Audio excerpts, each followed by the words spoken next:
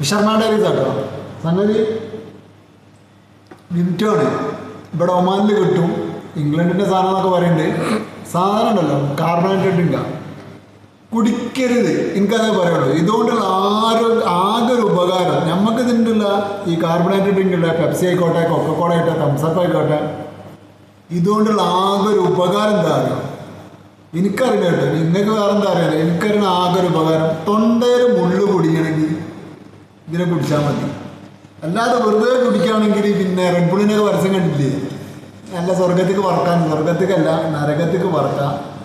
അതേമാതിരി തന്നെ പ്രമേഹം നമ്മളെ വിട്ടുകയില്ല. ഡയബറ്റീസിൻ്റെ മെയിൻ സാധനമാണിത്. പക്ഷെ തൊണ്ടയിൽ മുള്ളു കുടുങ്ങിയാൽ വേറൊന്നും ഫലിച്ചിട്ടില്ലെങ്കിൽ ഇത് ഏറ്റവും ബെസ്റ്റ് സാധനം. അനുഭവമുണ്ട്, അനുഭവമുള്ളവർ പറഞ്ഞതാണ്, എനിക്കും അനുഭവമുണ്ട്. അപ്പോൾ വിംറ്റോ തന്നെ വേണമെന്നില്ല, കാർബണേറ്റഡ് ഡ്രിങ്ക് ഏതായാലും മതി. ഇനിയിപ്പോൾ ഒന്നും കിട്ടിയില്ല, സോഡ കുടിച്ചാലും സംഗതി തെറ്റാവും.